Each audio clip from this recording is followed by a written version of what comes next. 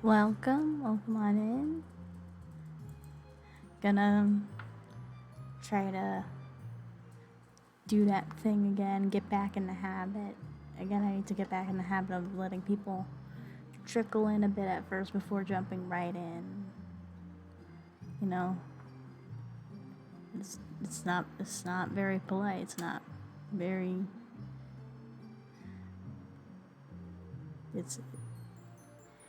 It's rude to anyone that watches this, I think. Anyways, actually, I should talk about. I watched a Chainsaw Man episode 1. That was pretty dope. I'm behind on pretty much everything that aired in the summer, anime-wise.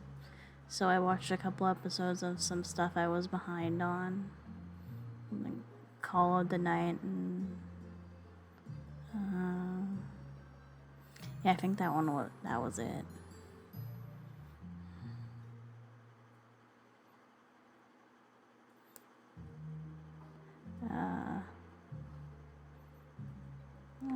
What else did I do? Not a whole lot. I took an entire hour break before jumping right into this, which I'm proud of, because I think I mentioned yesterday that I have a problem where I must constantly be doing shit. I've been trying to break that habit for a while.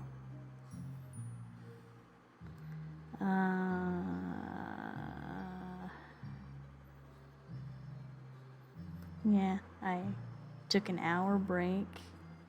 I worked on more of lately I've been winding down with just some basic sketching. I've been drawing my character's boobs, which is actually very relaxing, because circular motions in drawing are relaxing, I guess. Also, they're just nice. Anyway, I guess we'll get into it. I left off on, don't you need to return to the palace to continue whatever work it is you were doing? I need to double check something real quick. Hold on.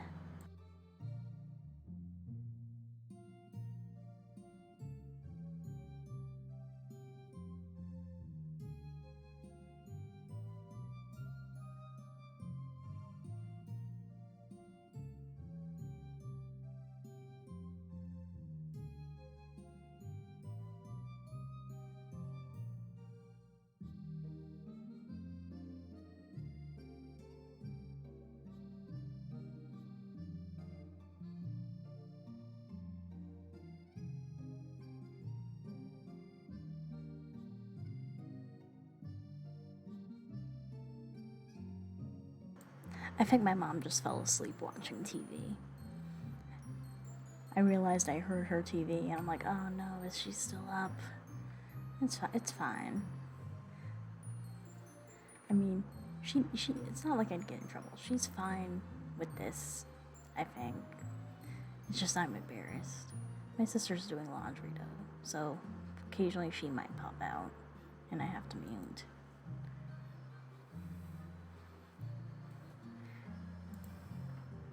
Rod raises an eyebrow at me. I do have to get back to my studies, but my family always comes first. If this makes Emelaigne happy, then I'll gladly come with her to town. It's a small thing. Happy?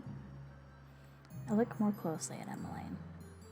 She's smiling, but then she always smiles. I don't understand. She's more at ease talking to the townspeople sometimes because they don't judge her.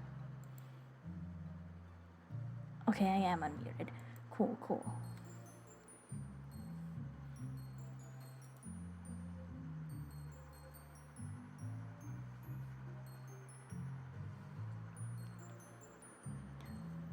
Why would she have to worry about being judged? Is it in that it is clear that everyone adores her?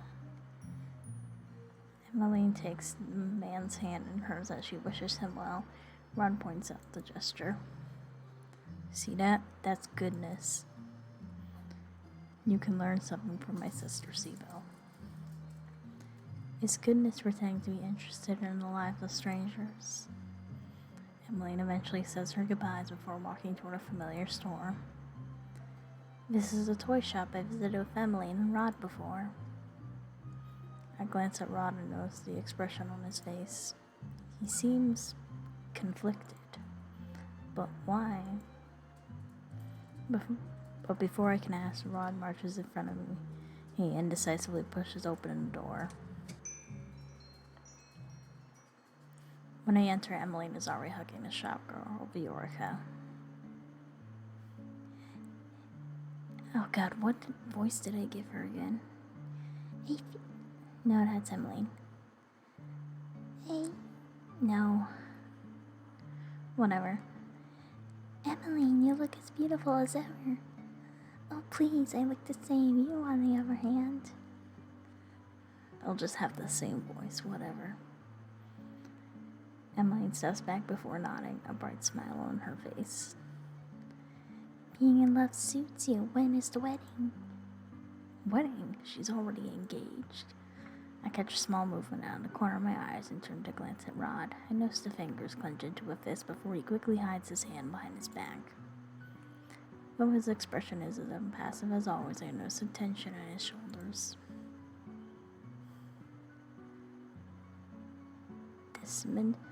Desmond and I haven't had a date yet, but it should be soon. Would you? Viorica trails off where she knows the rest of us.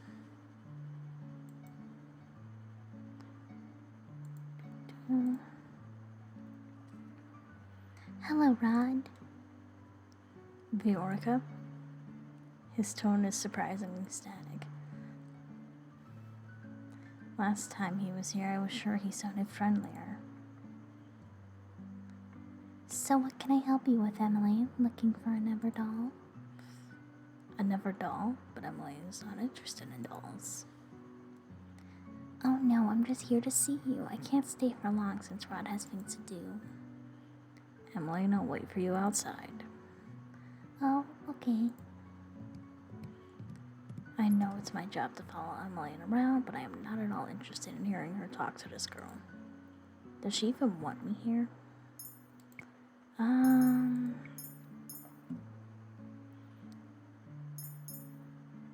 I could have saved over that one. Oh well.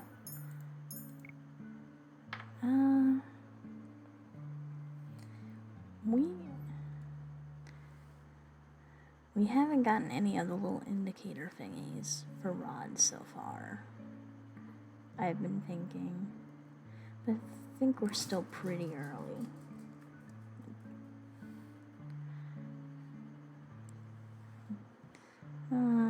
We're playing blindly anyways, I guess.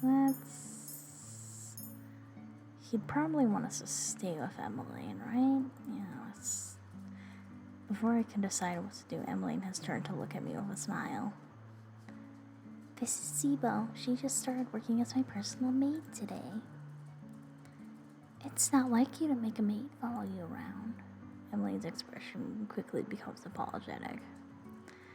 I'm sorry, Sibo. I didn't realize I didn't even ask you when to come with us. I just expected you to tag along. Why is she apologizing? I meant to tend to her regardless of where she is, unless she dismisses me. I'm sure Sibo doesn't mind. It's such a beautiful day after all.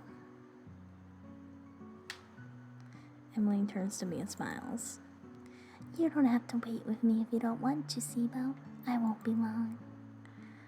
I only wanted to see Viorica for a bit. I haven't been able to see her as often as I've moved.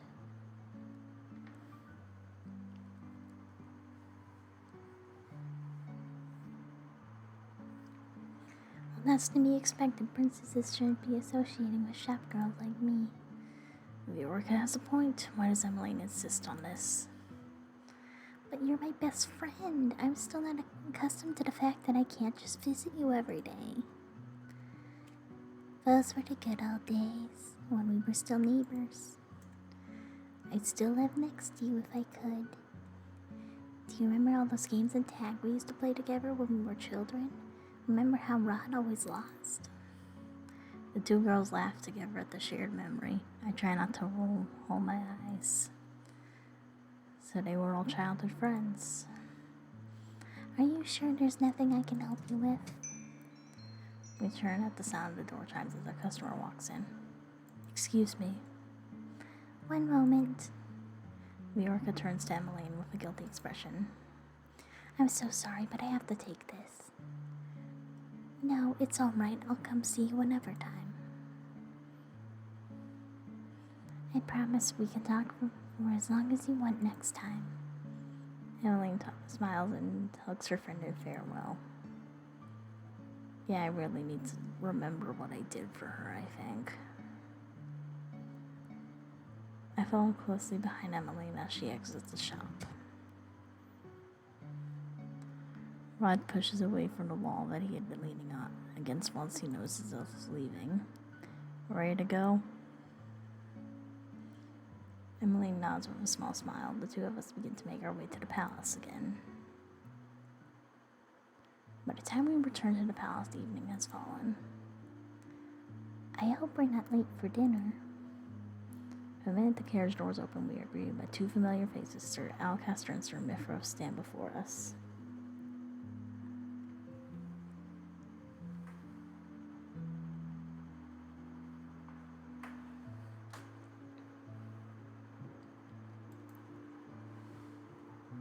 Princess Emelaigne, Prince Rod, I was on my way to look for you when Sir Mithras informed me of your whereabouts. He glares at the knight escort and the knight shrinks back. Sir Alcaster turns sharply to me afterwards, his eyes narrowed. Why is he looking at me like that? It was getting late and the queen was worried. I'm so sorry. Princess Emelaigne, Prince Rod, it's almost time for dinner. Please let me escort you inside. Sir Mithras gestures for them to follow him. I'm about to follow after him when Sir Alcaster suddenly moves to block my path. His eyes are cold. He opens his mouth to say something, but then closes it and shakes his head. You are dismissed, girl. You may go back to your quarters. But that is an order. His gaze is piercing. Even when I was the princess, I was not able to stand up to that gaze. Yes, sir. After dinner, I make my way back to the room assigned to me. As I walk down the hall, I notice Rod heading in my direction. Rod? He suddenly grabs my arm and pulls me away down the hall. Where are you taking me? Rod does not want to answer and just continues moving until we reach an unfamiliar door. What's going on? Rod cuts me off by placing a finger on my lips. He looks around warily before finally pulling me in through the door with him. This place. I've heard of this place before, but I've never seen it. Is this the secret passage that leads into town? Rod does not answer me. He simply keeps walking. I see no other option but to trail after him. How is it that you know this place? He still refuses to answer. Are you deaf? Rod suddenly stops and I bump into his back. I stumble back with a scowl. You ask too many questions. Because you refuse to answer any of them. I glare back at him until Rod makes an exasperated sound. Lady Parfait is the one who told me about this passage and makes sneaking out of the palace easier. Parfait? She did not give me any explanation as to how she knew of this place. There are only meant to be 2 copies of the keys. The king has one and Sir Alcaster has the other.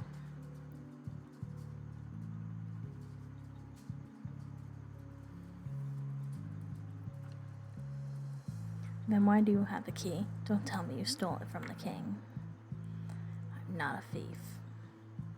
Lady Parfait also has a copy. She saw fit to provide me with a key for my own use. What? How does Parfait have a key to this place? You'll have to ask her that for yourself. Once we step into town, I realize where it is that we are headed. We are going back to the Meerschain. Still not sure if I'm pronouncing that right, but I've just accepted it. I've looked it up like 5 times, and I feel like I hit it worse every time.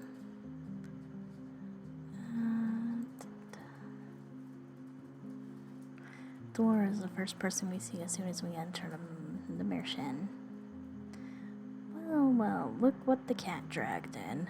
Dolora, you.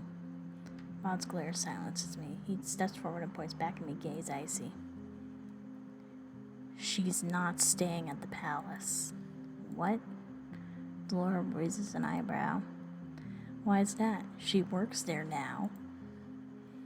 I don't know what game you are playing, but I will not be a part of it. Excuse me, this is not a game. I do not want you meddling in my life as you meddle with hers. The room's temperature drops several degrees. Dolores stares at Rod, her expression suddenly lacking any emotion. With all due respect, Your Highness, I do not want to meddle with your wallowing. But just because you do not wish to break your curse doesn't mean the others shouldn't want to either. You should be humbled that our princess here thought you would be able to help her. Rod raises an eyebrow. Well, didn't mean to do that.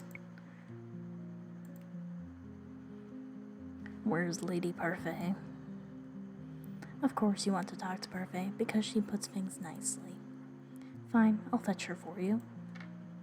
Dolora curtsies as she sweeps out of the room. Rod sighs. He clearly looks irritated, but he doesn't put a voice to his agitation. Stop that! Now that we're alone in the empty room, the silence is deafening. So I ask him the question that's bothered me since we came here.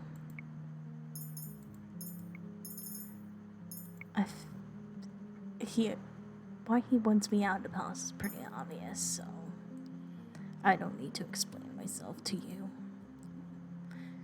Do you even know how to break your curse? I do. So why are you not doing anything? It's none of your business. I do not realize the anger inside of me at first, and then I notice that my hands are fisted and that I'm shaking. You're angry at me for treating your family with unkindness, and yet you do not treat me with any respect or kindness either. Excuse me? I realize that this is the angriest I've felt in a long time, and it makes words fall out of my mouth. You guys are guilty of the same disrespect you hold me accountable for. We are both being cruel to family, aren't we? Rod's eyes are ablaze as he stalks toward me. He stops right in front of me, his mouth pressed into a firm line. You are so fond of telling Emelaigne, we do not share any blood. The only thing pulling us together is the king, and you do not share his morals. Remember, Placebo, you will never be a part of my family, and I will never see you as a sister.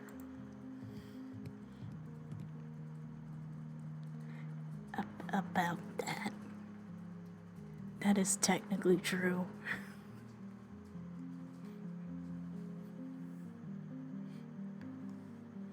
Rod storms out of the reception just as Dolora enters.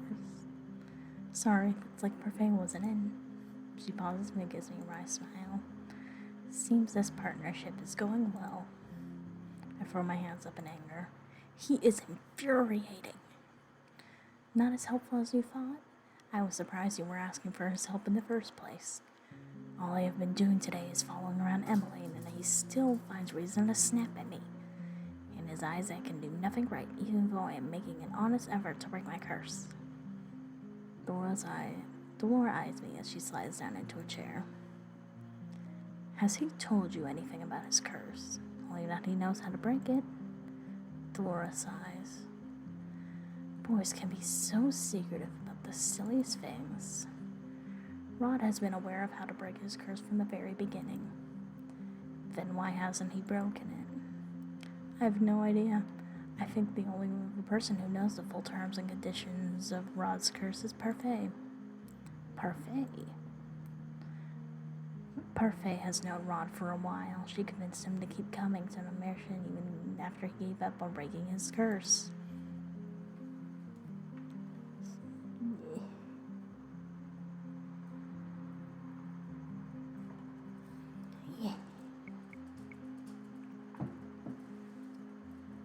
Trey also thinks that working with you will convince Rod to try another way to break his curse. Another way? Don't ask me. I don't know much about his curse either.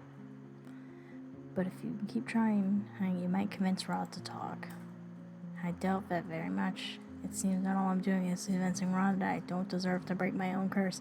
I didn't get a single little crystal thingy indication this whole time. I was sucking ass at this, Delora. Delora looks at me curiously for a few moments, then she grins. I have an idea. If it's another terrible idea. Oh no, this one's much better. I'll just stick around with you, watch out for you. What? Delora, watch out for me? Please be an Emelaigne. Please be an Emelaigne.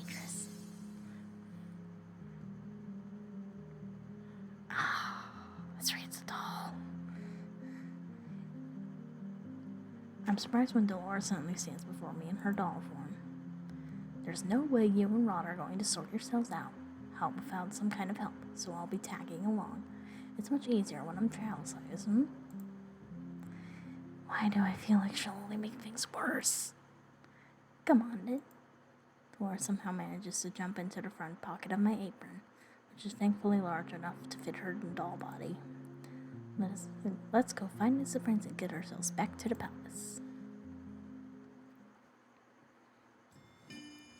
Chapter 4, One Step Forward. It has been more than a week since Rod and I returned to the Emelaigne.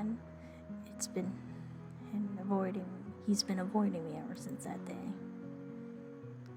Not that we have much cause to be around each other nowadays. I am constantly on my feet preparing for Emeline's ball. This is ridiculous. Better to be busy than bored, princess. I stopped for a moment to better balance the pile of fabrics that I am carrying. One of the maids has ordered me to bring this to a designated room so that it can be sorted out. I am being reduced to fetching and carrying, and I have made no progress in accomplishing my first good deed. I doubt that simply following orders from the other maids will help me get my first good deed. I feel a shuffling in my pocket, and then notice Delora peeking her porcelain face out. Better to obey rather than disobey, at least. You're not going to get a good deed being stubborn. Anyway, you've got to pull yourself out. You've got to put yourself out there a bit more, princess. You can't just do whatever is convenient for you. That's not good.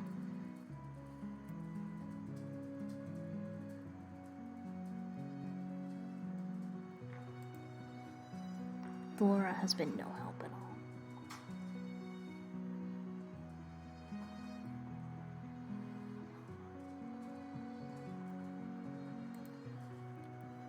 Keeps pausing for sips of water. Wait, I recognize this place. Isn't this where your room is? I stop in front of the door to my old bedroom. Ever since I came here, I have been ignoring this room, not wanting to see what the king did to it during my absence. Do you not wish to go in? Why should I? It's not as if it's my room anymore. Oh, you're no fun. Aren't you curious about how it's changed? I would be lying if I said I wasn't. I guess a little peek wouldn't hurt. I step into the room and close the door behind me. It's like stepping into the past. The room is exactly as I left it. It seems completely untouched. Moments later, Delora is standing before me in her human form. It looks like someone's been dusting in here. Strange, considering no one should remember who this room even belongs to.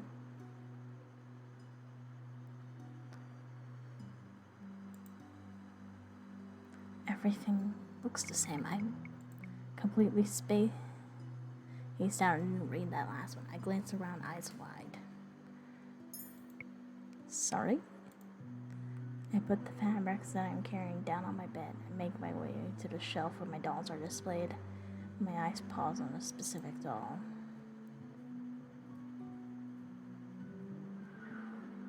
This one was not here before. Delora raises an eyebrow.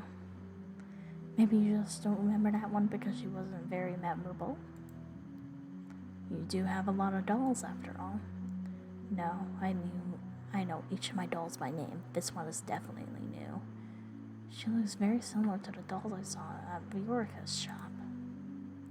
I quickly turned her at the sound of a doorknob. My eyes moved to Delora, but she has already turned into a doll and tucked herself into a corner of the shelf with the rest of my dolls. Emelaigne stands in the doorway, eyeing me curiously. Siba, what are you doing here? I made a mistake and thought I was supposed to bring these fabrics here. I hope she does not see through my lie. Emelaigne shakes her head, smiling. It's not your fault, Siba. You're still getting used to the palace and its many rooms. I got lost here all the time when I first arrived, too.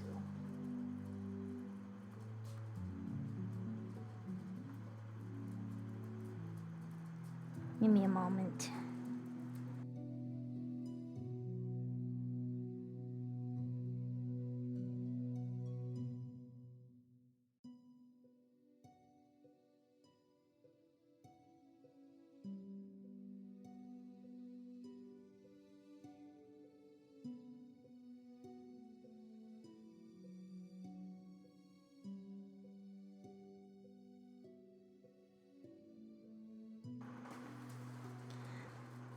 My dog was up pacing around. I needed to make sure her step wasn't out of place. But no, I think she just having a little nighttime pace. It's too late to let her outside. So she can really only walk around the house, use her pee pad, and that's it. Anyways. This room is interesting, though. Father expressed the order that it be kept clean but otherwise undisturbed. Why would he say that? He won't say why, but apparently this room is very special to him. Maybe it belonged to someone he cherished. Cherished? What a joke.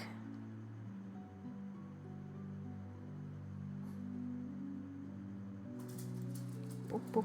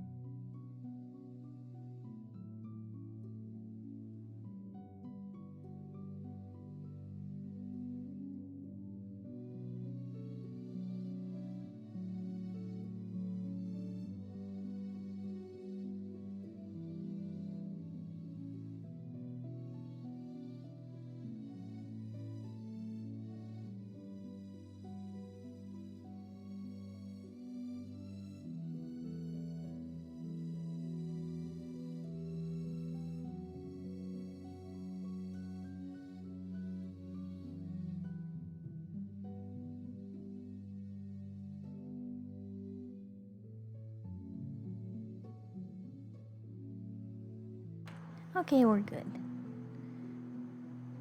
We're good. My mom was up and moving around. Such is the state of nighttime streams. Still, I cannot help but feel hope in her suggestion. I don't think Father would like either of us being in here. We should leave soon. I only came here to put a ribbon on one of the dolls. One of the dolls? Yes, I've put one of my dolls here. She walks past me to pick up the doll I did not recognize. I bought this. I know Emelaigne always visited Viorica, but I did not think she liked dolls. She always preferred receiving and buying books, so why does she have this doll? Do you like dolls? Well, I mean, I don't mind them, but I don't usually buy them for myself, no. So why did you buy this one? Emelaigne looks at the doll and with a sad smile shakes her head.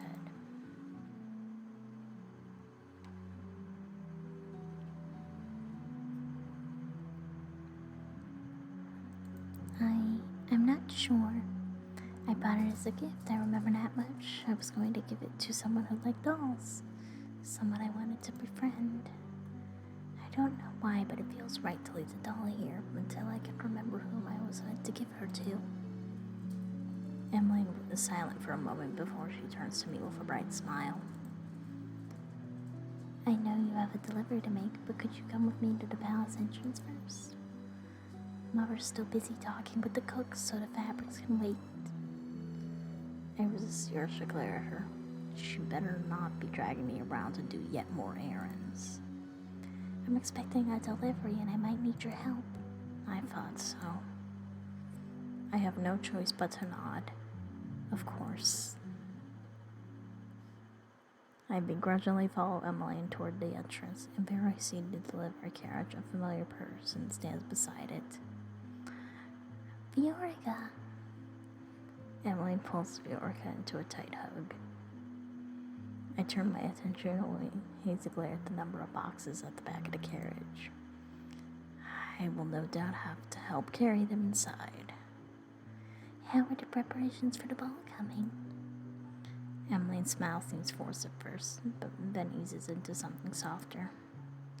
It's going well, I suppose. How about the wedding?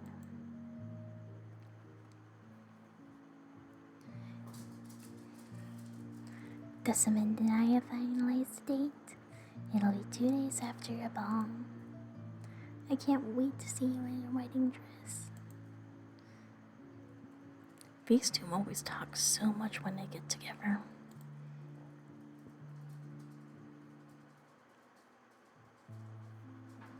Sorry, Slim. I ignore their chatter as I walk up to the carriage to observe the boxes pile inside. What's in the boxes? Oh, Viorica reaches out to grab one. She hands it to me. I'm helping with the ball decorations. I came by with part of the order today. Part of it? Careful, it's a bit heavy. I take the box from her hands and nearly stumble. This is heavy. Emelaigne should have the male servants do this. Queen Ophelia placed quite a large order. I brought the more fragile decorations first. Oh, the glass baubles and vases. I grit my teeth to shift the box in my arms in an attempt to make it easier to hold. I thought you worked at a toy shop? Yes, but we also have aisles dedicated specifically to party decorations. What kind of toy shop is that? Sibo, will you be alright? I feel an annoyance simmer within me. I am obviously not alright. Emelaigne reaches out to help me with the box, but she's too late.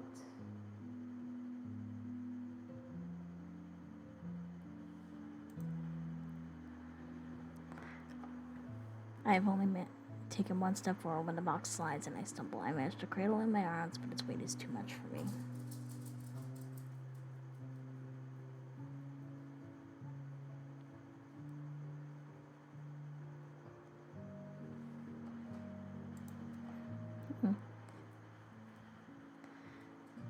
I'm absolutely sure my dog getting up off the couch, flinging her tiny body from the couch, full force, to run around in peace, is being picked up.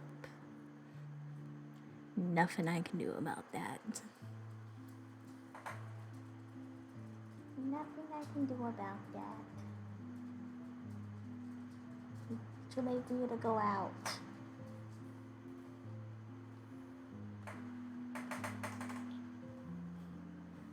I have the TV on mute and on because she's used to it and it helps her chill out a bit. Not get so antsy because her schedule's being broken. She's a spoiled girl. A spoiled dog. Before I hit the ground, I feel strong arms around my waist pulling me back upright. The box is taken from me. Hi. My heart and mind are racing. For a moment, I cannot comprehend what has just happened. Are you alright, Rod? I glance to the side and I'm shocked to see Rod standing there. The expression on his face gives nothing away, but with our close distance, I see some flicker of emotion in his bright eyes. Concern. Sibo, I'm so sorry. Are you okay? Rod pushes me and I stumble forward, almost tripping on the ground. He raises an eyebrow at me. Know your limits, Sibo. I glare at him as anger begins to bubble up in my chest.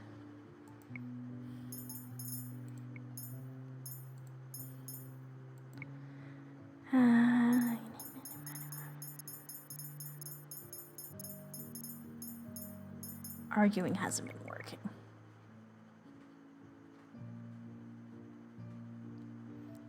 I clench my fists and take a deep breath to try and calm myself. I will not stoop to his level. He is the one being cruel here, not me. You shouldn't have stubbornly tried to carry something that was too heavy for you. I will not take responsibility if you get hurt. Rod, you shouldn't be angry with her to try and help me.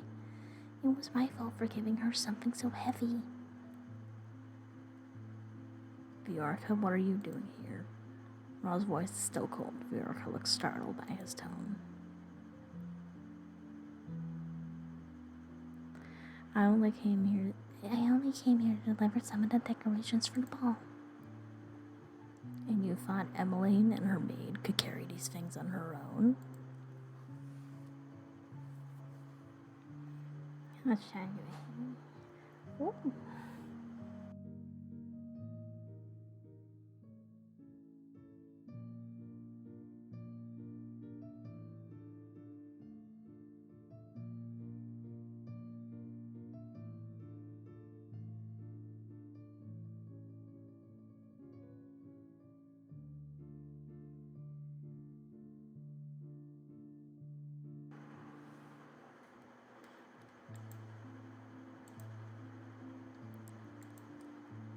Good. Rod, this is not her fault. I'm the one who chose to bring Sibo with me. I underestimated the size of the delivery.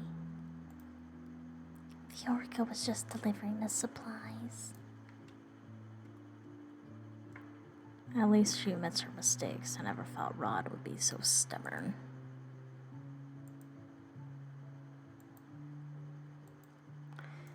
Emilaigne's expression softens as she looks at her brother. She looks sad. Rod ignores her and picks up the box that I had been carrying. He begins to walk away before he suddenly stops and glances back at me. Come on. Rod? We're going to call some servants to carry these boxes in. He turns around and begins to walk away. I am Emilaigne's personal maid, not his. I glance at Emelaigne, who nods her head. I really am so sorry. Thank you for helping my brother, Sibo. I curtsy ever so slightly before running after Rod. Rod, wait. He picks up his pace as if trying to lose me. I turned the corner and barely stopped myself before running right into Rod's bag. What now? Why are you so angry at me today? I've barely even spoken to you. Your mere presence is enough to darken my mood. I glare at him and cross my arms. Funny, you call me cruel, but right now you are worse than I ever was. I don't need someone who hasn't even managed a single good deed to lecture me.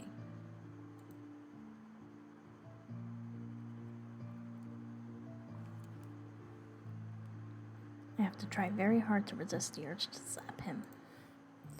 You were supposed to help me get a good deed. As I said before, I never agreed to this.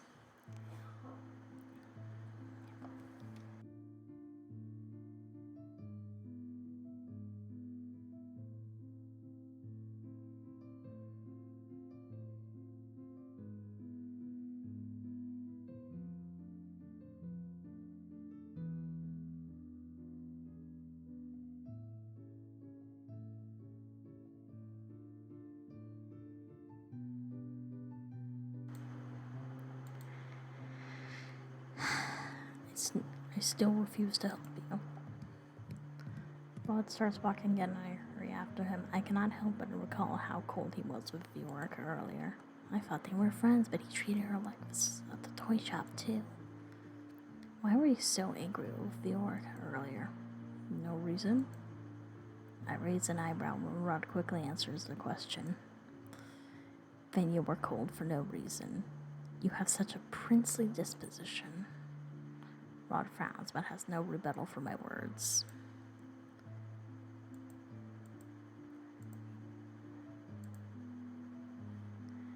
You must be generally cold and unfriendly. Excuse me?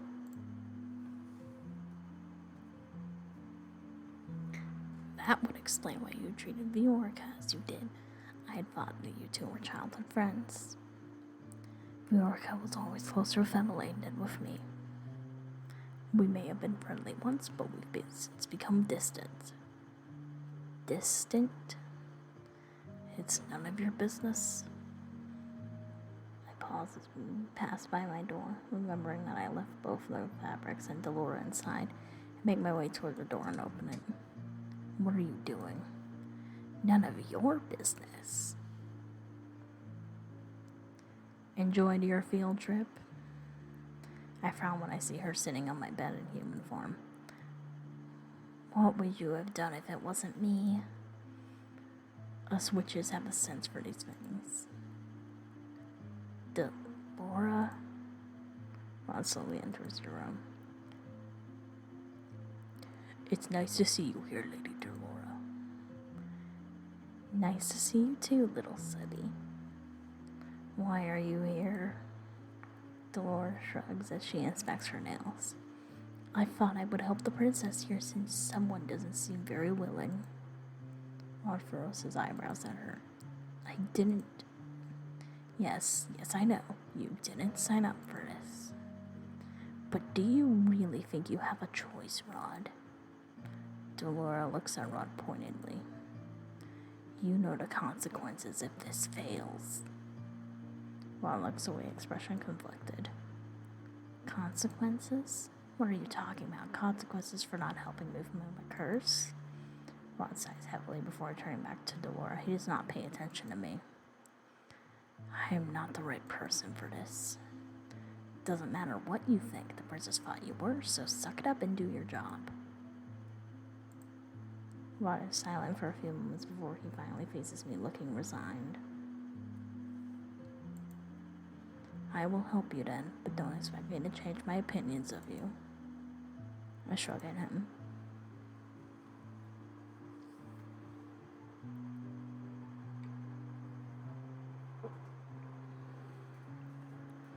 It's not like I was expecting you to in the first place. Delora ends with clear hair triumph. Good talk. Rod sighs. In order to achieve your good deeds, you're going to need to mend what you broke before. I feel I already know what he's going to say. My sister has always wanted to be your friend, so you must do that. Show her kindness and you may be able to get your first good deed through her. Show her kindness, huh? Laura decides to stay in my room for the time being, saying she believes Rod will be able to help me for now. Later, I make my way into the dining room with the fabrics and see Emelaigne and Ophelia inside. Placebo. I see you have the fabric, thank you.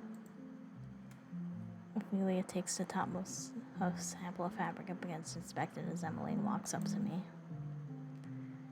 Where's Rod? He returned to his studies. Oh, right, he has history lessons today, and I'm yet to finish my history homework, which is due tomorrow. As Emelaigne muses out loud, I ponder what Rod told me earlier. I must become Emelaigne's friend, but is that really a good deed? I hope Rod didn't send the servants out before he went back to his room.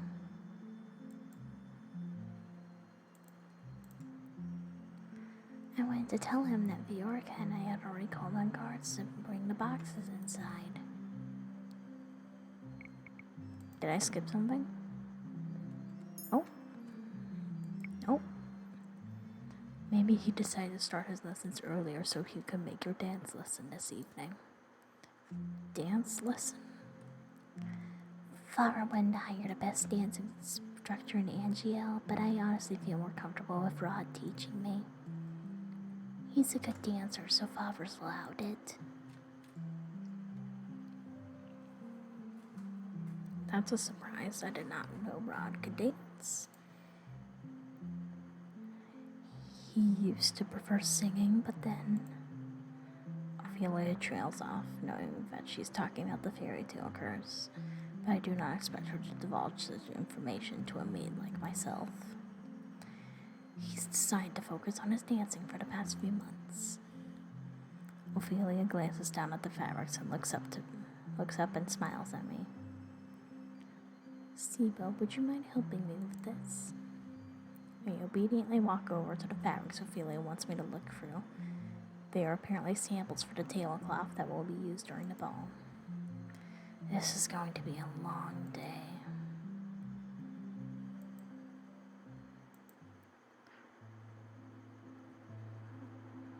Oh, that was a surprise.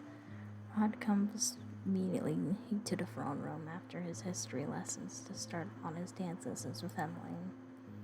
I'm only standing here because it is my responsibility as her personal maid to watch over her as she practices. I watch as she steps out of rhythm and Rod sighs at her. You're doing it wrong. That's the 10th time. Sorry. Again. We start from the beginning and I am unable to stifle my own sigh when Emelaigne messes up the same step again. This would make the 11th time. I really am terrible at this. Would you rather have the royal dance instructor teach you? He is more experienced teaching than I do. Oh no, I really do want you to teach me, Rod. I'm sorry, but I'm such a slow learner.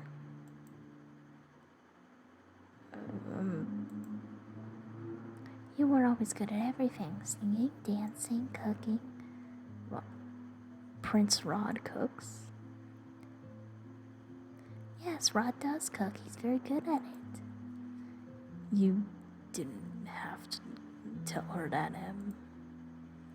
Does it really matter? I love bragging about how talented my little brother is.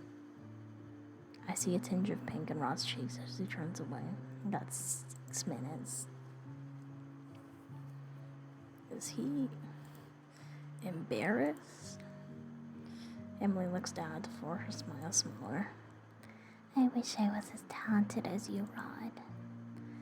I had always thought Emelaigne was overly optimistic. She always seemed to bounce back with a smile, no matter how many times I pushed her away. Now I cannot help but reconsider that thought. Still, seeing her like this only irritates me. Pitying yourself will get you nowhere. Not everyone can be perfect at everything when they first start out. I remember when Mother gave me similar lessons. She was always such a harsh teacher, and she hated when I showed weakness in front of her. She made me keep practicing until I had perfected whatever it was she wanted me to do. Failure was never an option. I never had time for self-pity. Instead of feeling sorry for yourself, just try harder. Let failure inspire you to do better. See what that was. She's right, Rod. Instead of complaining, I should be working harder. I let out an exasperated sigh and crossed my arms. You always look at your feet whenever you reach the underarm term. Instead, focus on counting your steps and let Prince Rod lead you. Worrying too much on your next step is what puts you off rhythm.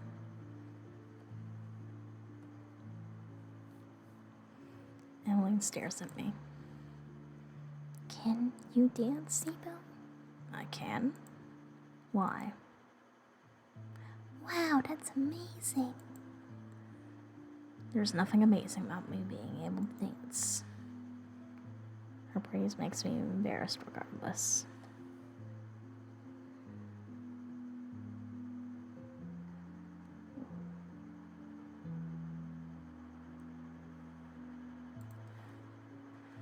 Maybe I can learn faster seeing someone else do the dance first. Nudge, nudge. What are you talking about? It might be easier to copy the steps if I can have someone to perform them first. She turns to me suddenly, eyes bright. Would you help me? I am meant to assist Emelaigne in any way that I can, but dancing with her brother? Surely a lowly maid should not be doing this.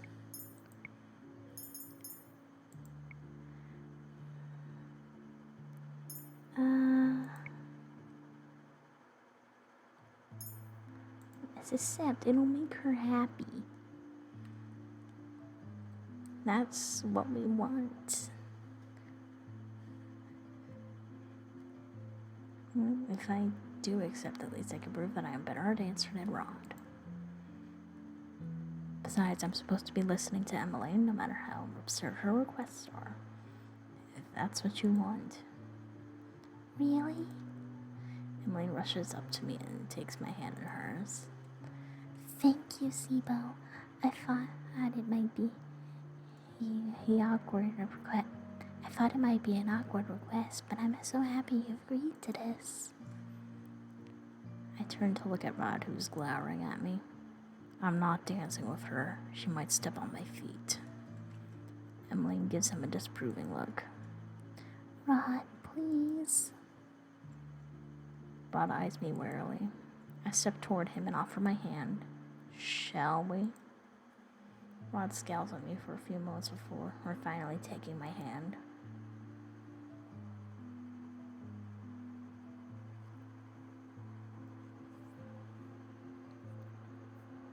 Did I do something right finally? I think I did.